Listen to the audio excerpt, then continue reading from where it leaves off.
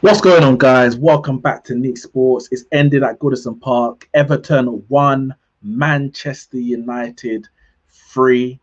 Bruno Fernandes saves Ole's job again. So it seems. So it seems.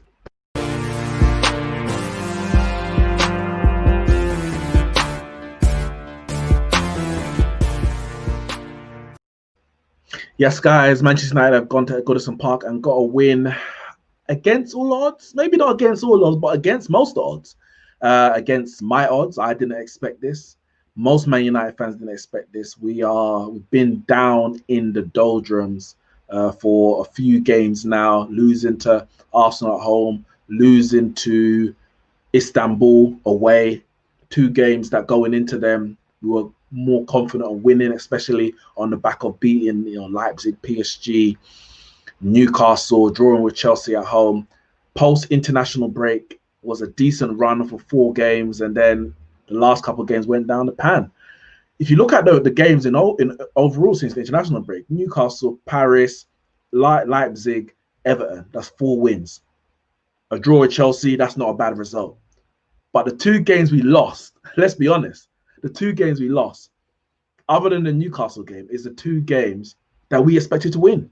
Or do we didn't expect to beat PSG. You hope, but you don't expect to beat Chelsea. Leipzig was always going to be a tough game. Newcastle, Arsenal at home. I know it's a tough game, but Arsenal at home and Istanbul away. You're looking for wins in that game. I know. I was. But this is Man United all over, especially under Ole Gunnar Solskjaer. So inconsistent. We win the games when no one gives us a chance, and we lose the games where everyone thinks we're going to win. And this is why the mood around Manchester United in terms of the fan base is so low. I'm happy that we won. I always support the team, always want the 3 points regardless. Yes, Igal in the comments, cheer up. I'm trying my best. I'm happy we won. But the situation at Man United isn't allowing me to get excited. And I'm going to be honest. You mentioned, you said we're going to go on a 3-game winning streak. I'll be happy if we win those 3 games. We've got West Brom, we've got Istanbul, Southampton. I won't be singing Ole's at the wheel. But for me, it's still not enough because I just don't trust this club to get us where we need to go. And that means the player, the manager, the board, to get us where we need to be.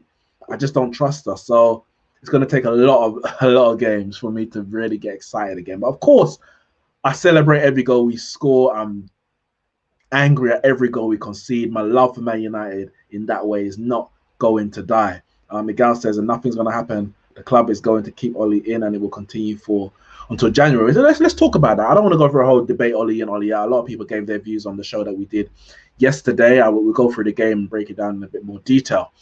But I tweeted before the game, I said, regardless of the result today, the club should make a decision. A decision on Ole Gunnar Solskjaer's future should be made.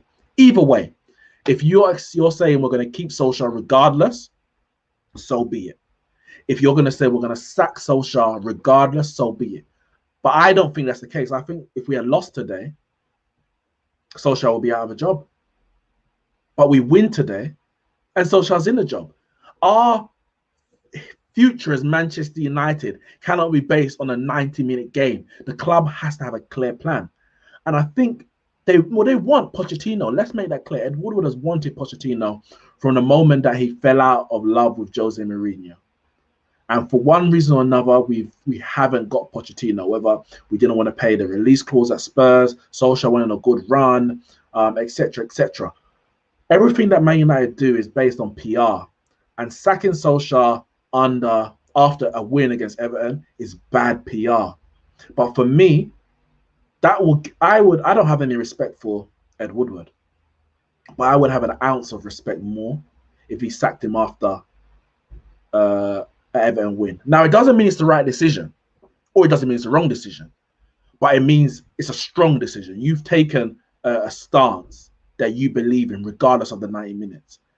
And until we start making decisions that are what's best for Manchester United, rather than that's going to please the crowd, is going to, it's just there for, as I said, for the PR, for the media spin. Until we do that, we're going to keep going through these same cycles. So I'm happy for the win, But I just don't know where this club is going for me to get excited or even too downhearted either way. I'm just very here at the moment, just neutral. Talking about the day, Indiana says Ollie looked like he was about to cry today. Mentioned how proud he was of the boys. I haven't actually watched his post-match interview, so I can't comment on that at the moment. But there's been talk about whether or not the players are playing for social, whether they've down tools, and people every time there's a bad performance, it's like, well, the players must have given up.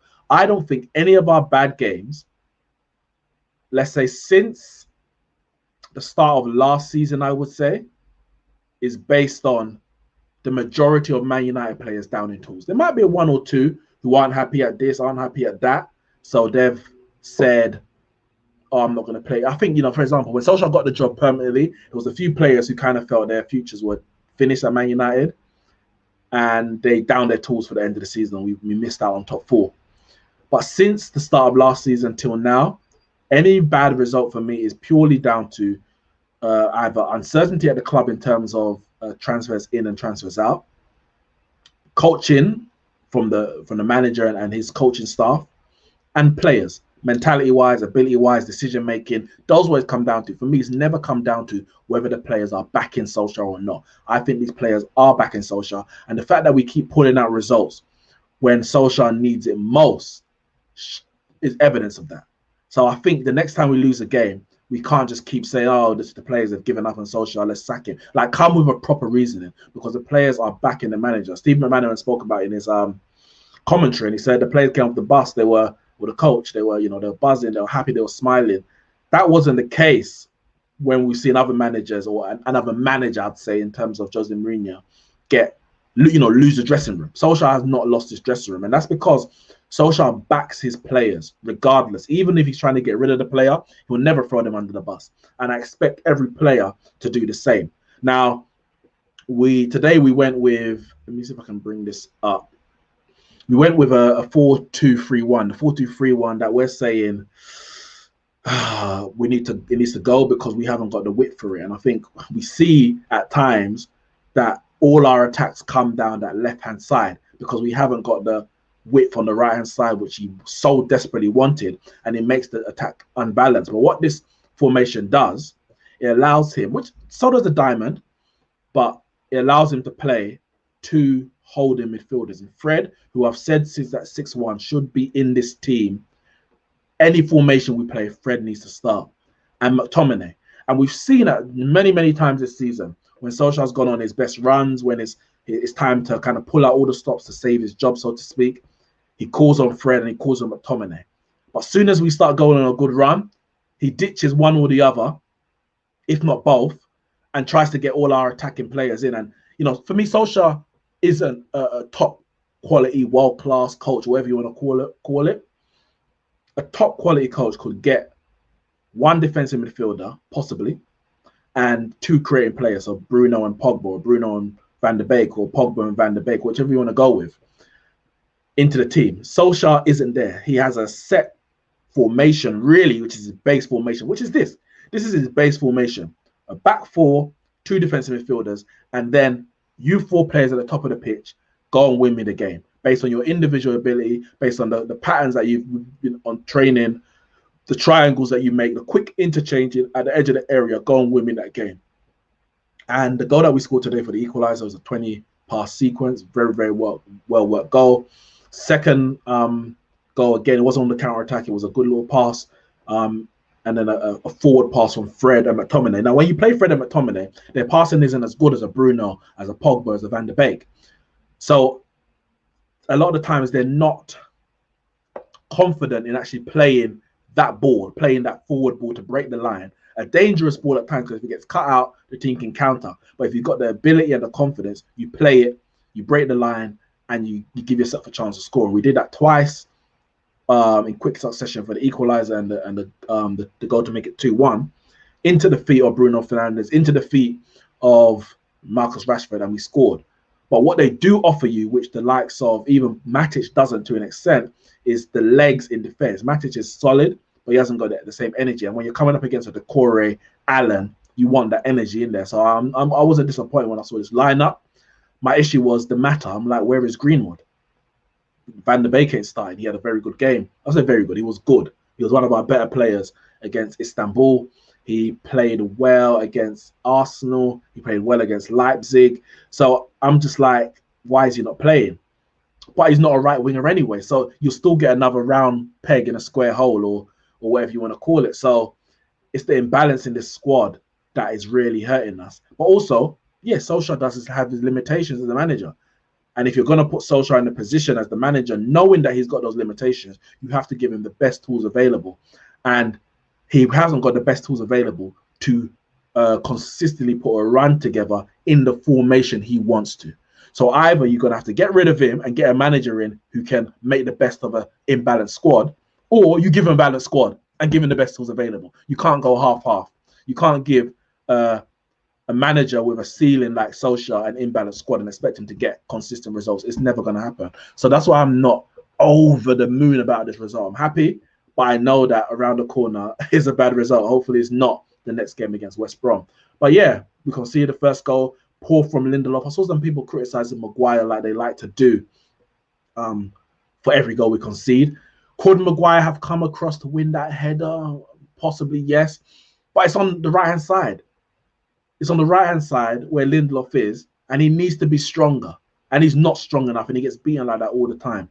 And the ball drops to Bernard.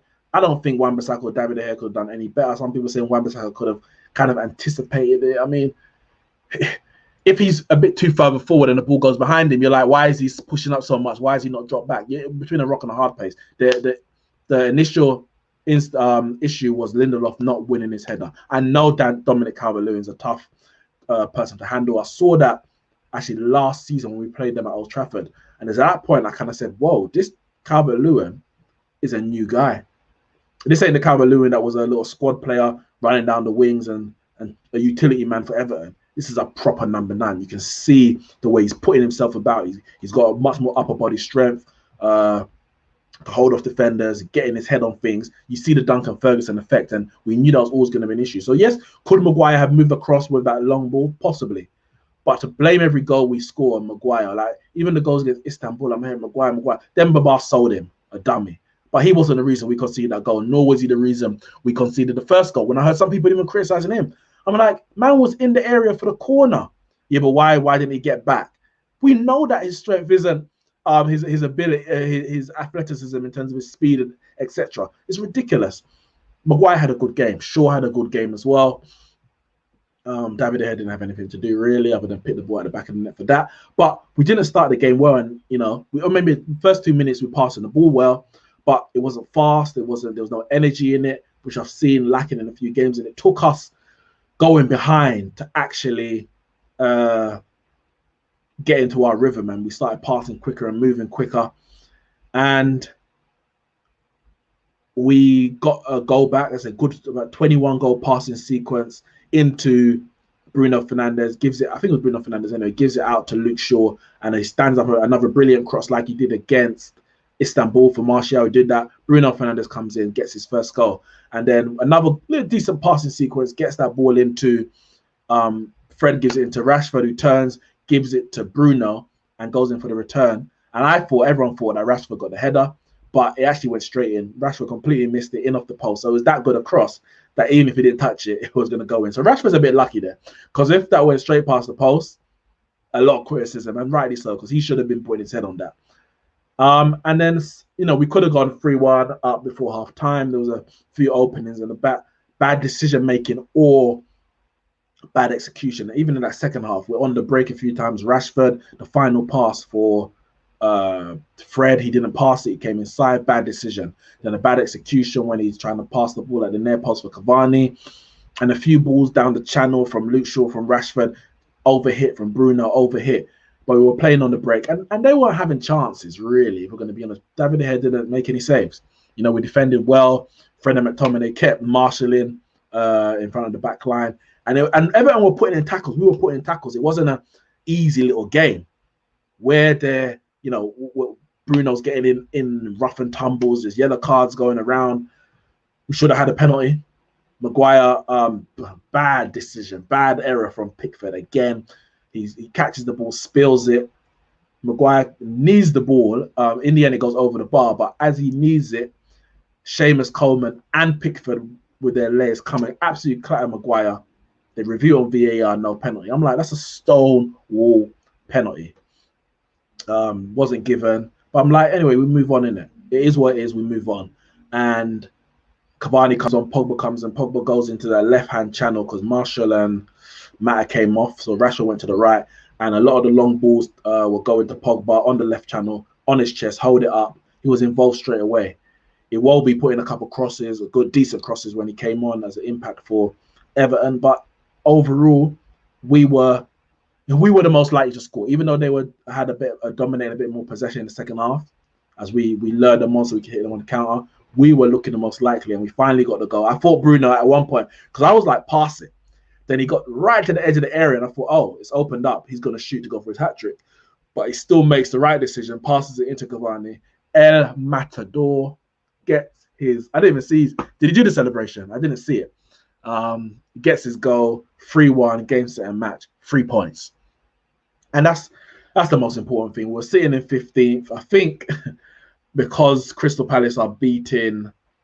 because they're beating Leeds, we actually just dropped down to 14th. I think we raised up to 12th or 13th at the time. Where are we now? You're 14th. So we went up to 13th, and Leeds are losing. Crystal Palace winning, so they've gone up to 7th as it stands. But if Leeds concede again, they'll go behind us in goal difference. So yeah, hopefully, I'm not really looking at position too much, but I just want Leeds to lose, to be honest, as a Man United fan.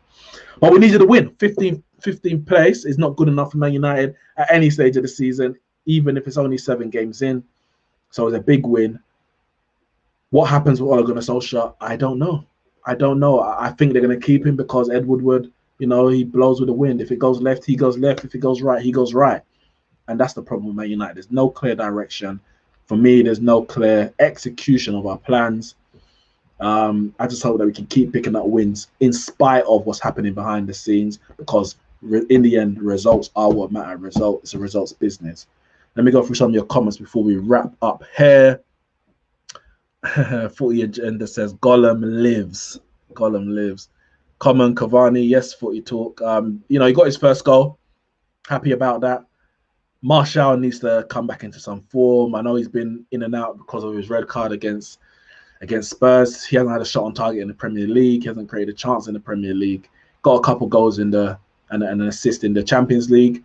But yeah, he needs to come to some form. But I'm going to give him some time because we know we didn't have a preseason. Everyone's been trying to work back up to full fitness. The lack of game time is not going to help him. So he's a little bit behind everyone else in terms of his match fitness. Indiana, big up yourself, Indiana, says, I don't trust them to sack Solskjaer, maybe? Hire a manager, sack a manager. Oh, to hire a manager, sack a manager, sell a player, buy a player. I don't. And we have good reason not to trust them because there's 7 years of evidence of it, not 15 games or 18 months that people are judging Solskjaer on, rightly so. But I have a longer body of work. We have a longer body of work to judge them by, and I don't trust them at all. 40 Agenda says Pogba overall is better than Bruno, but he's never been as effective and industrious as Bruno, as Bruno has been this past few months. Agreed, 100% agreed. Ability-wise, Pogba is the best midfielder in the world. Ability-wise, but at this level, when everyone's got ability to some degree, you need to be effective. You need to be putting in consistent performances. And Pogba hasn't done that enough for Man United. He might go through these runs of form where he does it and then falls off, then the injuries happen, and now he's been dropped from the team, etc., etc. So when people are criticizing Bruno and their argument or their reasoning for doing it is, well, people said that about Pogba. First and foremost, if you disagreed with it for the Pogba, you should not then be doing it to discredit Bruno if you disagreed with it. Of course, if you did it for Pogba, then cool, have the same energy for Bruno. You're right, have the same energy for Bruno because I just want consistency. But for me, a lot of the criticism Pogba gets is unjust, but a lot of it is just. With Bruno, people are just very reactionary because what people did, which I think was wrong, he came in and they automatically started saying, like better than Pogba. This comparing to Pogba. Now then people start looking at reasons to discredit him. He never came in and said, I'm the £90 million player. I should be the captain. I'm better than Paul Pogba. He never said it. He just came in and did his job, got us into third place. Yeah, people are going to go through dips of form. He hasn't been great in the last few games, but he can always affect a game. Always, and not just by penalties. Always affect a game, and he did that today. Should have been a goal and 2 assists. It turned into 2 goals and 1 assist. This is what he does. In between that, yes, he's going to misplace passes. Yes, but he's going to misplace passes because he's trying that killer pass. I think it was Cam who said on the Football Terrace, we did our match review. He said we were criticizing the likes of Pereira, Lingard, even Mata to an extent for not making those killer passes, for being too safe with our passing. We bring in Bruno, who we know is he tries a lot with his passing. He's always trying to force it. Sometimes too much, I agree. But that's the nature of him, and he needs to develop the moment, picking his moments even better. Because he's already does it well, but picking it even better. Now we're going to criticize him for taking too many risks. Well, how we come to that? How do we come to that? But here's what it is. We 3 goals, 3 points. That's the most important thing. We go into the international break based on that result in a better mood than we did in the last one, losing 6-1. But the mood around Man United in terms of the fans is still very uncertain. Whoever the manager is at the other end, we need to make sure we go on a good run of form. Make sure we beat the likes of West Brom, Southampton, Istanbul to get 9 points. We're just 1 point away from qualifying through the Champions League group. We have to get that win, because by losing in Istanbul, we put ourselves in a tricky situation. But yeah, cheers to the weekend. Cheers to the international break. We said this month could determine Ole's job. I think right at the end, I think he saved it. That's it from me, guys. Make sure you hit the like and subscribe button if you haven't done so already. Share this content on all your social media platforms, and I'll see you all soon.